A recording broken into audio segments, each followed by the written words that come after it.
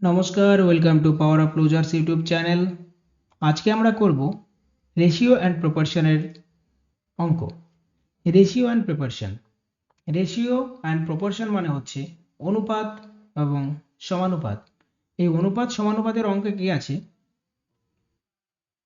a:b সমান আছে 3:4, b:c সমান আছে 5:7, c:d সমান 8:9। তাহলে a:d সমান কত?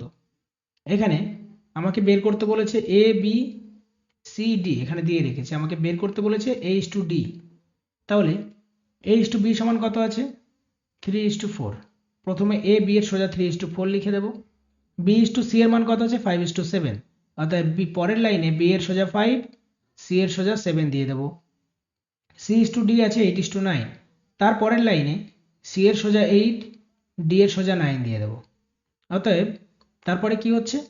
এখানে 4 দিয়ে শেষ হয়েছে, c এর ঘর ফাঁকা, d এর ঘর ফাঁকা। তাহলে c এর ঘরে 4, d এর ঘরে 4 বসিয়ে দেব। এখানে 7 দিয়ে শেষ হয়েছে, d এর ঘরটা ফাঁকা আছে, d এর ঘরে 7 বসাবো। এখানে এর ঘর ফাঁকা আছে, 5 দিয়ে শেষ হয়েছে, এখানে 5 বসিয়ে দেব। আর এখানে 8 দিয়ে শেষ হয়েছে, b এর ঘরে 8, a এর ঘরে 8 বসিয়ে দেব।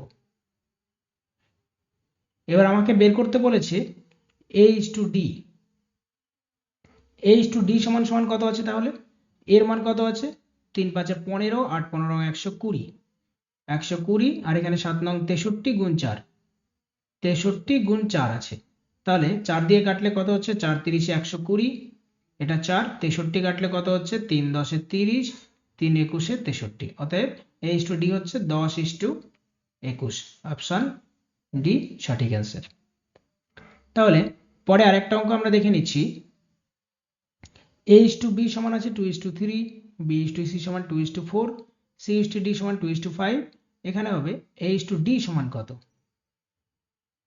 এবার a:d সমান কত এটা বের করতে গেলে সেম ভাবে আমরা a b c d লিখে নেব।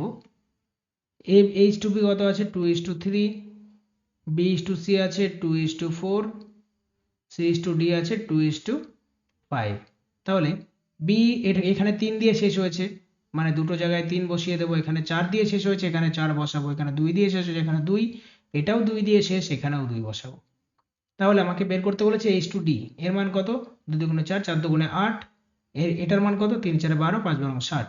অতএব 8:60, 8:60 মানে হচ্ছে 4 দিয়ে কাটলে পরে 4 × 8, 4 × 15 = 60। অতএব 2:15 হবে সঠিক অ্যান্সার, h2d। যদি আমরা h2c এর মান বের করতাম তাহলে কি হতো?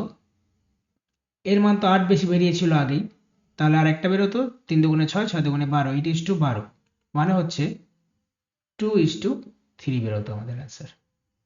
h2d এর মান 2:15, এটাই আমাদের সঠিক অ্যান্সার, যেটা হচ্ছে অপশন বি এ ও। আচ্ছা, দুটোতেই একই আছে, যে কোনো একটা টিক করলে আমাদের সঠিক অ্যান্সার।